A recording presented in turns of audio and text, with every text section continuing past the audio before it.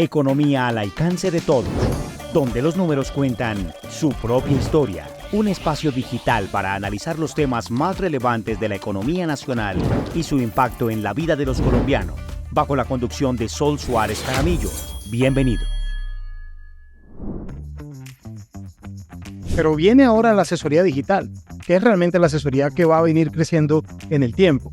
Nosotros nos hemos definido como una Beauty Tech Company y estamos invirtiendo en temas de inteligencia artificial, estamos invirtiendo en temas que te permitan a ti tener una experiencia alrededor de la compra mucho más interesante y mucho más personalizada.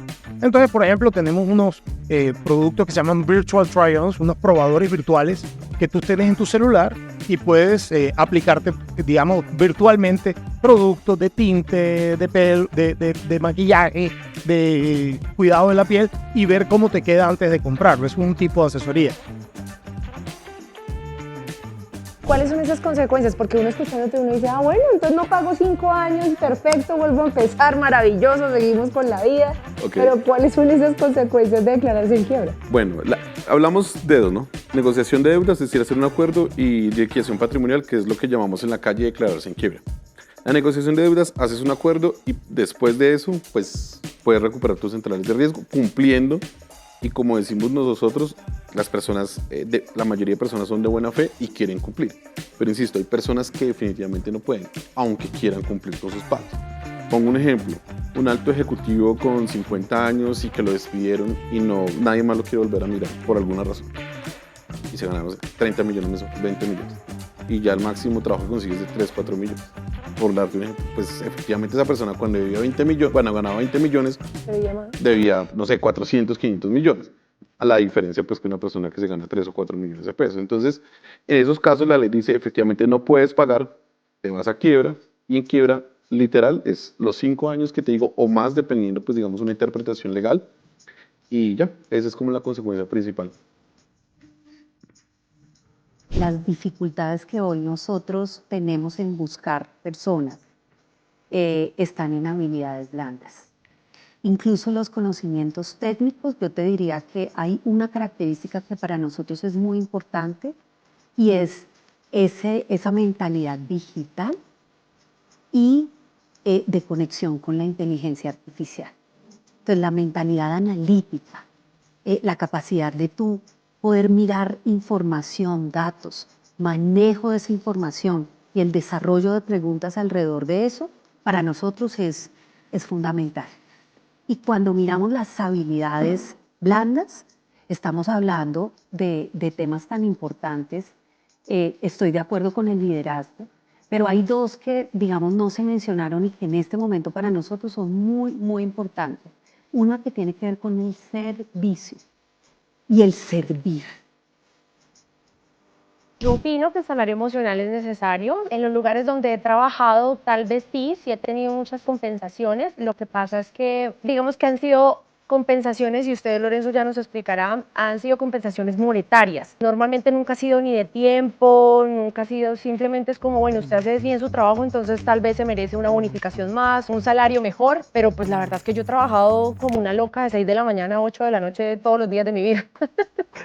Pero bueno, Lorenzo, teniendo en cuenta esto, ¿las empresas, digamos, están obligadas a dar ese salario? Miremoslos dentro de un contexto general, y tú lo has dicho, digamos que no es que estén obligadas, lo que pasa es que es estratégicamente hoy, dentro de los esquemas de compensación para poder motivar y obtener a los trabajadores y sobre todo tener los resultados, es definitivamente empezar a entender al trabajador como ser humano. Mire, señor Miguel Ángel, vimos el último entrevistado, dice, no me interesa tener mascota, no quiero mascota, no me molesta que la gente tenga mascota. Hay gente que decide en su vida no tener una mascota. Creo que es la misma decisión que en algún momento se adopta asociada a tener o no tener hijos.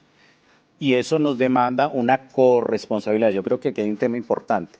El tema no es tenerlo o no tenerlo, es cómo soy corresponsable socialmente por la tenencia de la mascota. Y la tenencia de la mascota trasciende el tema del alimento, el tema del veterinario, el tema de llevarlo a cuidarle el pelo y las uñas, y es la afectación que puede darse cuando tengo un conflicto generado por mi mascota. mencionaban el tema de que el ruido, el tema de que el tenedor de la mascota no levante las deposiciones de la mascota. Además de la incomodidad latente, también hay un problema de salubridad. Y es qué hago yo cuando recojo la caca del perro o del gato, ¿dónde la estoy depositando? Teniendo en cuenta la respuesta de uno de ellos y es como, bueno, ¿a ustedes les gustaría entonces que los precios no se movieran y que siempre estuvieran estables? Eso vimos, o bueno, eso aparentemente la gente interpretó cuando dijimos inflación cero. Expliquemos qué es inflación cero y qué pasaría entonces si los precios se quedarían estables. Pues la inflación cero que la tuvimos el mes pasado fue la total de la canasta que mide el DANE. En el caso de los alimentos fue negativa, punto 48 si no me falla la memoria, tal vez estoy equivocado.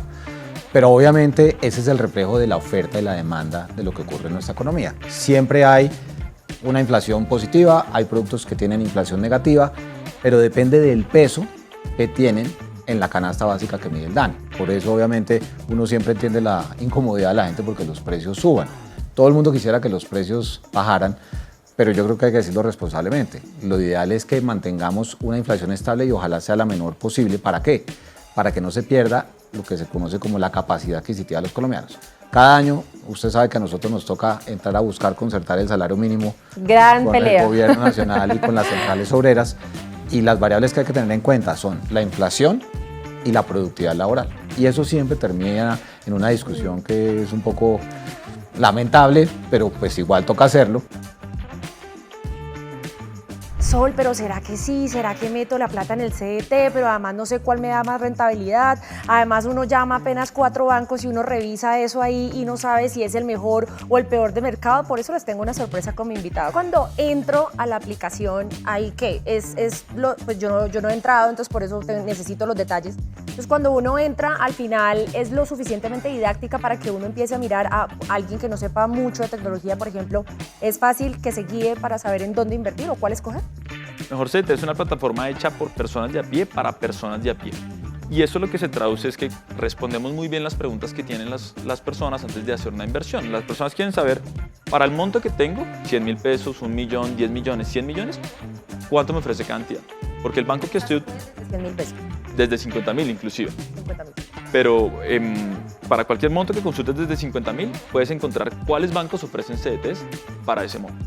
Segundo, ¿cuánto están ofreciendo? Hay gente que está lista para su regalo de amor y amistad, pero finalmente toma la decisión y no compra nada. Entonces, ¿cuáles son esos factores que influyen para que alguien diga, voy a comprar este peluche de 200.000 pesos?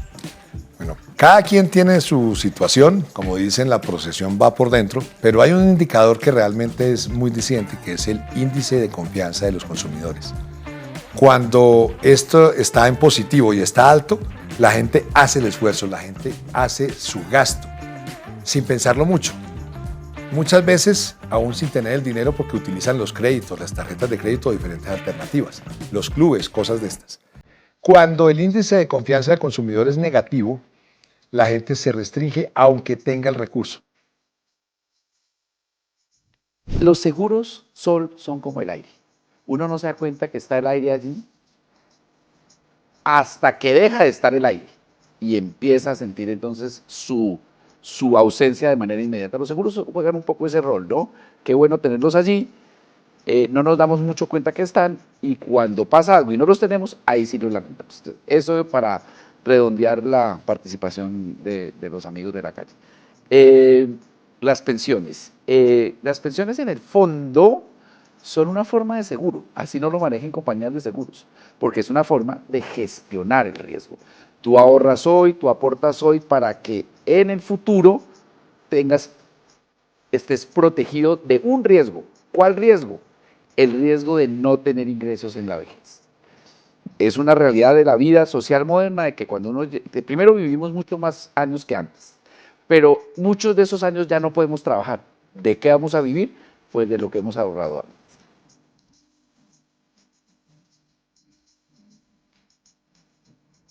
Una mala tusa le puede a uno generar adicionalmente que la tusa sea mucho más grande porque va a ser una tusa financiera. Esto es como cuando uno va a un casino. Voy a un casino, comienzo ganando, estoy bien, después comienzo a perder, no, tengo que apostar más porque así lo recupero. Si yo no tengo una salud financiera, si no me entiendo financieramente, puedo incurrir en muchos problemas. Si no entiendo los productos financieros, ¿qué diferencia hay entre una tarjeta de crédito, que es supremamente costosa, un crédito hipotecario, un crédito de libre inversión, consumir mis ahorros, sacar mis ahorros que estaban rindiendo una tasa de interés y gastármelos? Si yo entiendo eso, entiendo cuáles son mis ingresos permanentes, cuáles son esos ingresos que de repente la prima, el bono, saber que eso no es permanente y es una parte me lo puedo gastar, pero otra parte me la puedo ahorrar.